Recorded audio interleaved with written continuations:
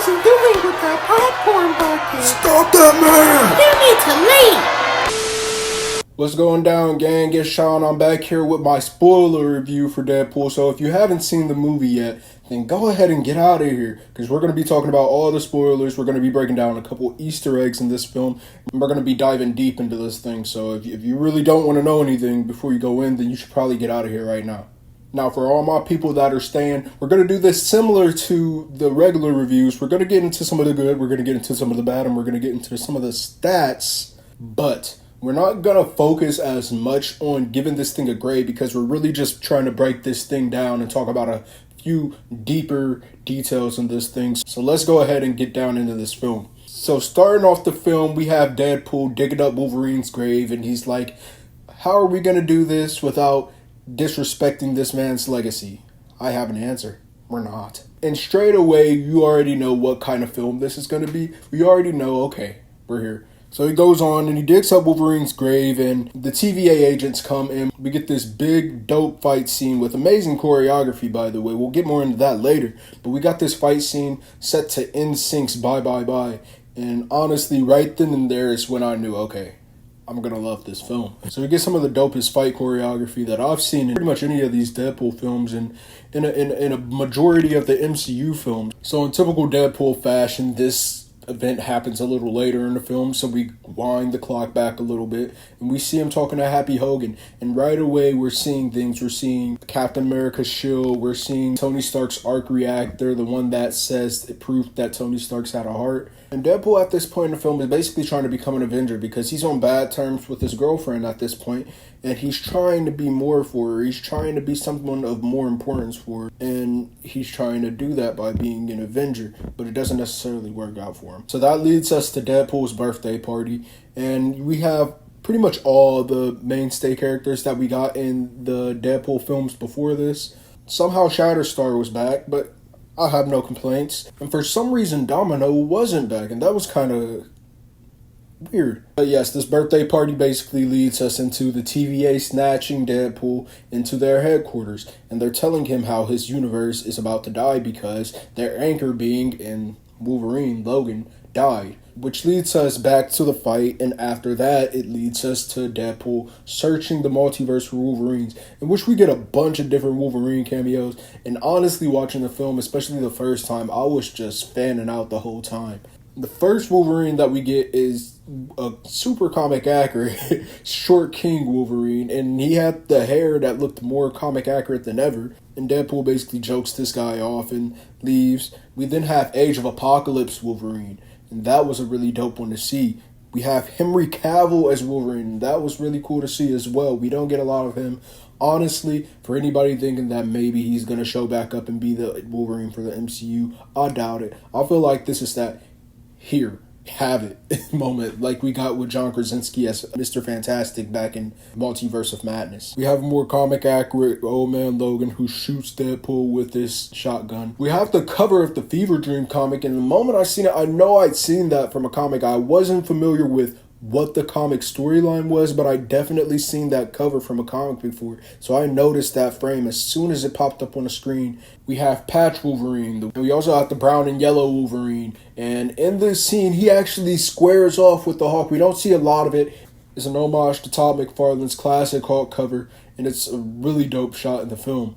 I think at this point I should get into the fact that a lot of these jokes don't necessarily hold up on repeat viewings of the film. Not to say that this film isn't funny anymore, because it's definitely a funny film, but a lot of the jokes, they just don't hit the same the second time watching it. And it kind of got me thinking, like, how much of it was that these jokes were genuinely belly laughs, rather than just me being with an audience and hearing the joke for the first time and hearing the rest of the audience laughing and that kind of group thing going on. Nevertheless, this still is a funny film. Let's get back into some of these spoilers and Easter eggs. So Deadpool finds the Wolverine that we're going to be with for the rest of this film, and he brings him back to the TVA. They're then pruned and sent into the Void. And the first thing that we get in the Void is a Deadpool and Wolverine fight that we've been waiting so long to see, and it's one of the dopest fights. Wolverine in this film fights like a feral beast. He's dragging himself and crawling on the ground, moving like an animal. He's moving like an actual Wolverine. The first big cameo surprise that none of us really expected, or was kind of expected, but honestly I forgot about it by the time I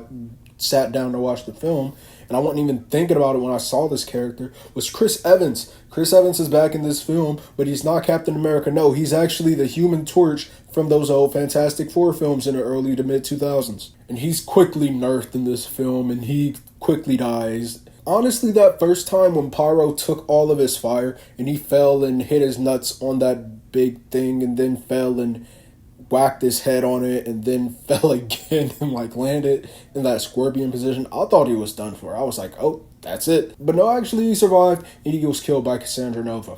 Cassandra Nova in this film, again, I talked about her in my non-spoiler review. I'm going to talk about her a little bit more here. Honestly, when I would read Cassandra Nova in the comic books, this isn't really what I pictured in my head. Not saying that it was a bad performance. It was definitely a great performance. She was intimidating.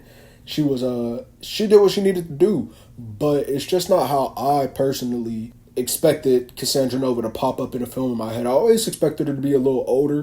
And I feel like the MCU is probably going to cast all these characters a little bit younger. Even Professor X, I think they're going to cast just a little bit younger than we did in the past. Not McAvoy young, but not Stewart old.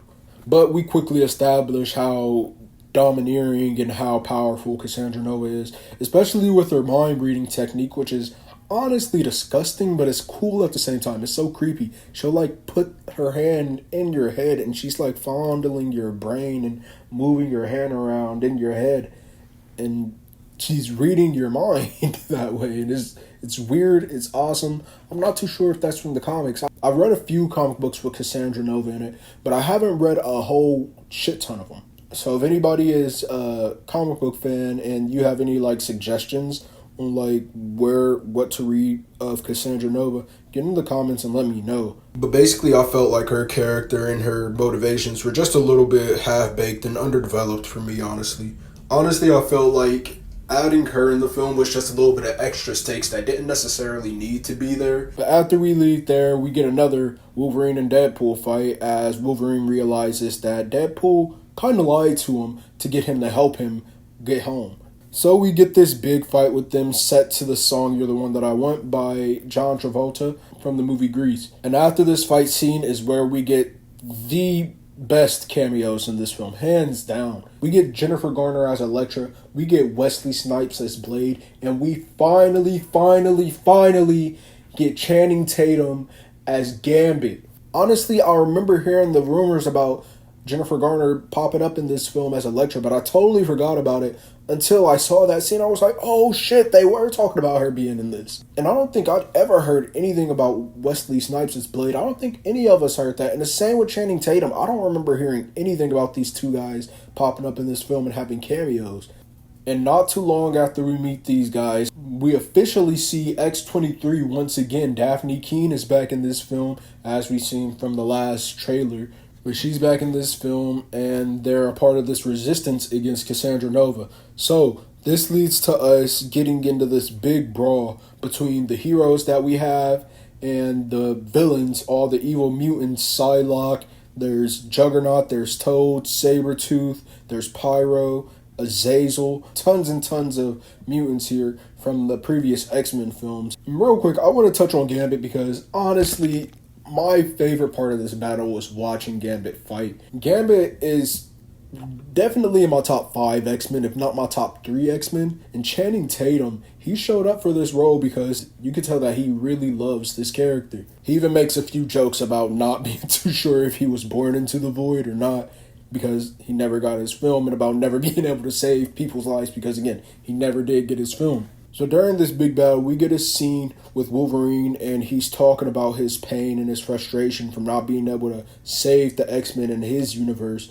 And he's talking to Cassandra Nova about this as she's trying to goad him into coming into her side. That's when our heroes get the upper hand on her. Cassandra Nova eventually helps our guys get home, but she ends up coming there too because she learns that the TVA is actually working against her. So this leads to Cassandra Nova going to this Time Ripper that this TVA agent, Mr. Paradox, who's been in the whole film. I didn't talk much about him, but he's been in the whole film. And he's setting up this Time Ripper because he wants this universe to be gone. He doesn't want to watch over it for thousands of years until it dies of natural causes. He wants to just get it done with. So he has this time ripper, and Cassandra Nova is like, you know what, that's a good idea. I'm going to prune this universe, and then I'm going to prune this universe, and then I'm going to prune this universe, and then I'm going to prune this universe. So we then get a fight with our Deadpool and Wolverine versus the Deadpool Corps, and this is a really fun fight scene. I don't know if it was just me, but it was kind of hard to follow which Deadpool was which Deadpool was the guy that we were supposed to be following. You kind of figure it out,